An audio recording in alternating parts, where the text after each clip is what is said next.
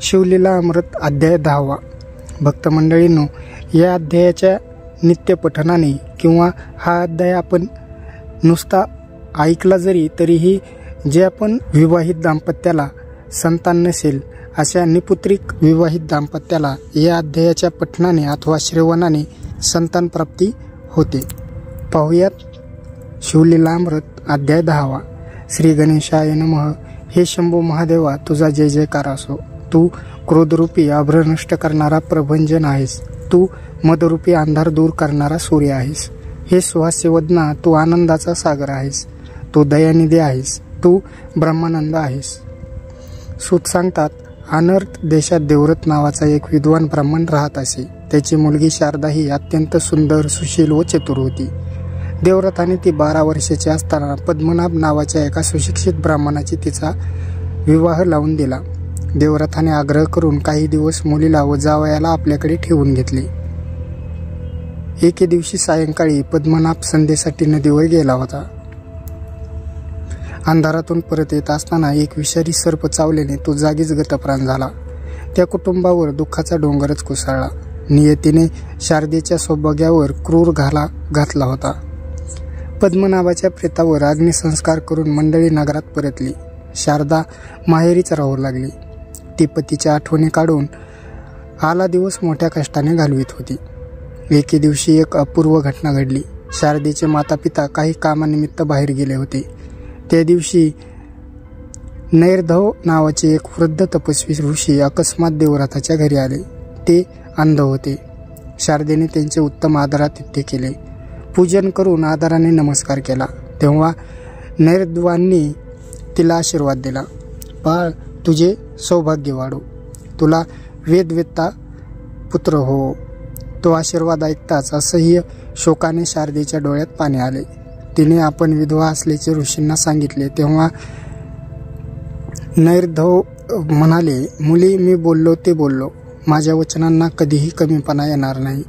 तपश्चर्येचे सामर्थ्य फार मोठे असते. त्यायोगे सर्व गोष्टी साध्य होतात. माता पिता व बंधू घरी परतल्यावर शारदेने घडलेला वृत्तांत त्यांना सांगितला.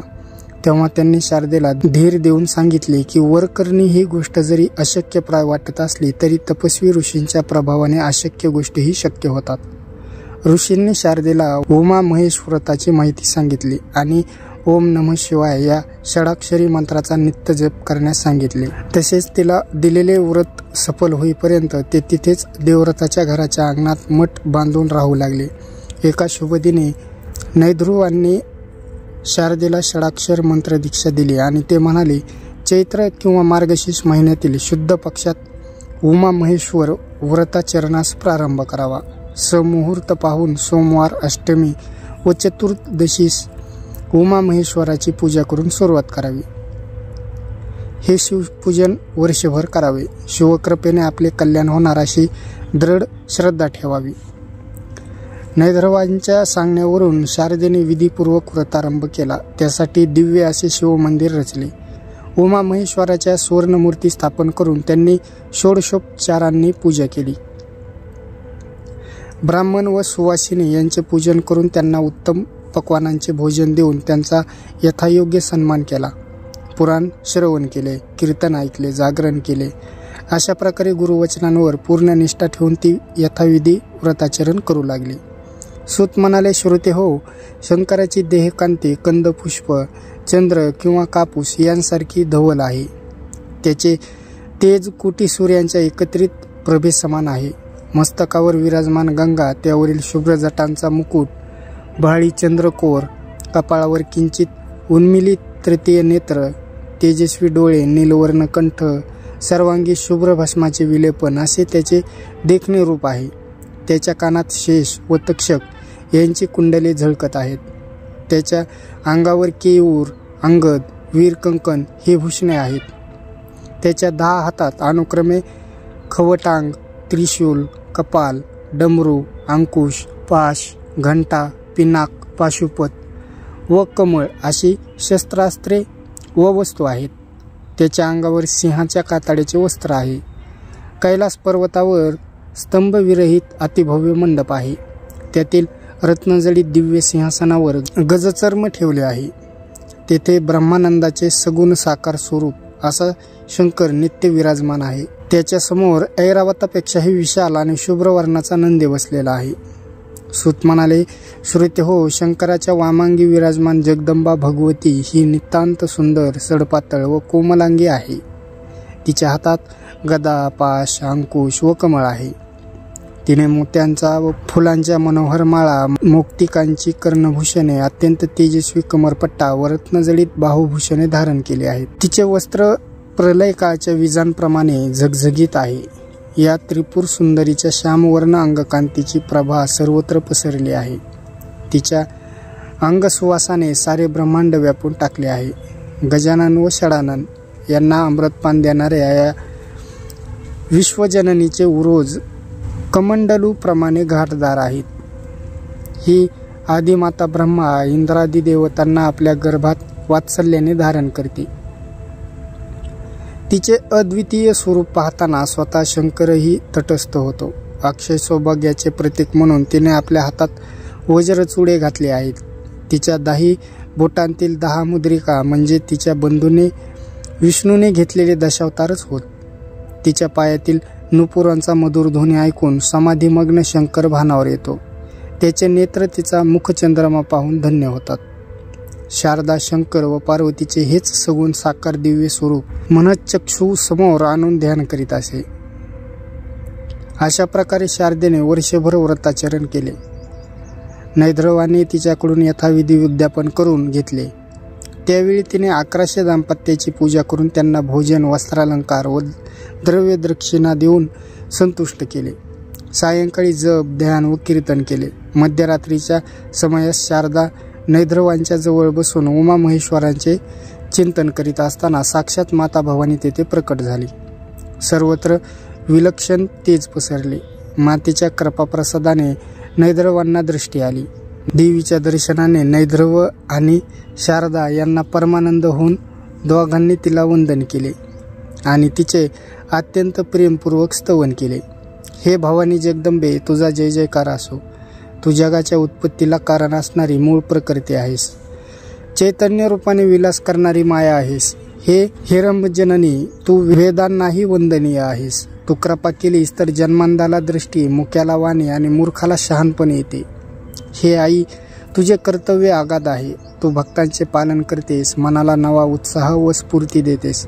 तू संसार भय नष्ट करणारे आहेस. हे भवानी, तू त्रिभुवनांची जननी आहेस. तू त्रिविध दोषांचे व तापांचे हरण करणारे आहेस. जे परमभक्त त्रिकाळ तुझे ध्यान करतात ते जड, सूक्ष्म व कारण हे तिन्ही देह ओलांडून जातात. हे मृडानी, तू सर्व व्यापक, सर्व प्रकारे कल्याण करणारी व ऐश्वर्य देणारे आहेस. तुझा जय जयकार असो. ते भावपूर्ण स्तवन ऐकून देवी पार्वती प्रसन्न झाली. तिने शारदेला वरदान मागण्यास सांगितले. ऋषींनी देवीला शारदेचे सर्व व्रत सांगून त्यांनी तिला दिलेला आशीर्वाद पूर्ण करावा अशी विनंती केली. तेव्हा शारदेच्या कल्याणासाठी ऋषींच्या मनात आलेली भावना जाणून भगवती म्हणाली, मुनिवर, पूर्वजन्मी ही शारदा द्रविड देशातील एका ब्राह्मणाची भामिनी नामक कन्या होती. तिच्या नवऱ्याला 2 स्त्रिया होत्या.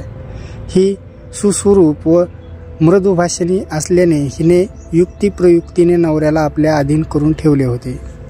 त्यामुळे तो पहिल्या बायकोकडे दुर्लक्ष करू लागला. तिच्या सासरच्या घराशेजारी एक व्यभिचारी मनुष्य राहत असे. भामिनीचे सौंदर्य पाहून तो तिच्यावर पापदृष्टी ठेवून होता. एके दिवशी त्याने आसपास कोणी नाही असे पाहून तिच्यावर अतिप्रसंग करण्याचा प्रयत्न केला.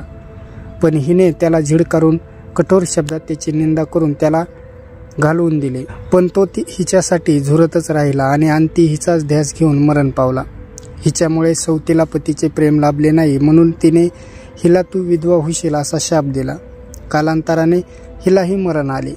ती भामिनीच शारदा म्हणून जन्मली आणि जार पद्मनाभ म्हणून जन्मला. त्याचे हिच्याशी लग्न लागले. पूर्वजन्मी परस्त्रीवर डोळा ठेवला म्हणून त्याचा सर्पदंशाने मृत्यू झाला आणि पूर्वजन्मी हिच्या संगतीने दिलेला शाप खरा ठरला. कर्माची गती खूप गहन असते. पूर्वजन्मातील भामिनीचा जो पती होता त्यालाही आता ब्राह्मणाचा जन्म लाभला असून तो 360 योजने दूर द्रविड देशात आहे. त्याला भामिनीचे स्मरण असून आजही तो तिचे स्वरूप आठवून तळमळत असतो. तो हिच्या स्वप्नात येऊन हिला प्रेमाने अंगसंग देईल आणि त्यामुळे गर्भधारणा होऊन ही एका पुत्रास जन्म देईल. तो पुत्र सर्वत्र शारदानंदन या नावाने प्रख्यात होईल. स्वप्नामध्ये एकमेकांचा सहवास लाभल्यामुळे शारदेला आणि त्या ब्राह्मणाला सुख लाभेल असे सांगून भवानी अंतर्धान पावली. भवानीच्या आशीर्वादाने शारदेला पुढे स्वप्नात तसाच अनुभव येऊ लागला आणि तिचा पती तिला स्वप्नामध्ये भोगदान देऊ लागला. या संबंधातून शारदेला दिवस गेले, पण समाजातील लोक तिची निंदा करू लागले. शारदेने आणि तिच्या घरच्यांनी सर्वांना वस्तुस्थिती समजावण्याचा खूप प्रयत्न केला, पण व्यर्थ. लोक त्यावर विश्वास न ठेवता तिला दूषणे देऊ लागले.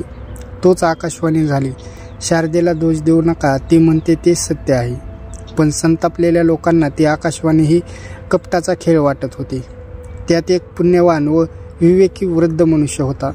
तो शारदेची बाजू घेऊन लोकांना समजावू लागला की ईश्वरी सत्तेचे सामर्थ्य आगाध आहे. ईश्वरी माया कोणतीही अघटित लीला घडवू शकते. तो वृद्ध तळमळून सांगत होता. काही जाणते लोक त्याच्याशी सहमत होते, पण दुर्जन ऐकायला तयार नव्हते. ते शारदेची निंदा करून तिला अपमानित करत होते. तोच पुन्हा आकाशवाणी झाली. आता जो शारदेची निंदा करील तिला पापी व्यभिचारी म्हणेल, त्याची जीभ चिरली जाऊन तिथं तिळे पडतील. पण दुर्जनांनी ऐकले नाही. त्यांनी शारदेची निंदा करताच त्यांना आकाशवाणीची तत्काळ प्रचिती आली. निंदकांच्या जिव्हा चिरल्या आणि त्यातून किडे पडू लागले. लोकांच्या आश्चर्याला पारावर उरला नाही. शारदेला वंदन करून त्यांनी तिची क्षमा मागितली. लोक निंदा थांबली. 9 मास पूर्ण होताच शारदेने एका पुत्राला जन्म दिला. लोक त्याला शारदानंदन म्हणू लागले. त्याने 4 वेद 6 पुराणांचा सखोल अभ्यास केला. त्याला विद्वानांमध्ये प्रतिष्ठा प्राप्त झाली. सर्वत्र त्याची कीर्ती होऊन त्याला मानसन्मान मिळू लागला. मातेप्रमाणे तोही परमशिवभक्त होता. एकदा शिवरात्रीच्या पर्वणी शारदा पुत्रासह गोकर्ण क्षेत्री गेली होती.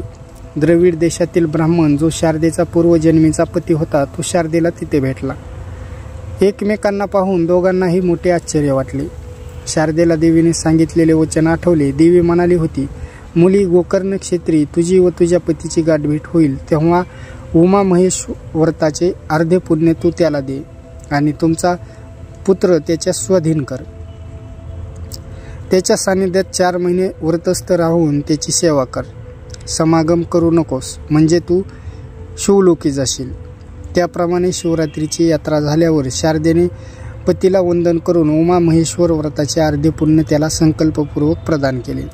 पुत्राला त्याच्याकडे सोपवून त्याचा प्रतिपाळ करण्यास सांगितले. मग तीही द्रविड देशात गेली. तिचा पुत्र शारदानंदन माता पित्यांची शिवपार्वती समजूनच सेवा करीत असे. महापंडित, सेवाभावी, कीर्तिवान आणि मातृपितृ भक्त असा पुत्र लाभणे म्हणजे भूलोकीचे सर्वात मोठे भाग्य. शिव आणि भवानी यांच्या कृपाप्रसादाने शारदेला ते प्राप्त झाले. शारदेचा पतीही महातपस्वी आणि योगी होता. काही वर्षांनी तो निधन पावला. त्यावेळी शारदेनेही सहगमन केले आणि त्या दोघांना शिवलोकी स्थान मिळाले. श्री सांब सदा शिवार्पणमस्तु. या अध्यायाच्या पठणाने आपल्याला सांगितल्याप्रमाणे विवाहिक निपुत्रिक दाम्पत्याला अपत्य प्राप्त होईल. अध्याय सायंकाळी दाम्पत्याने सतत बरोबरच वाचावा. याचा 1 वर्ष पाठ करावा.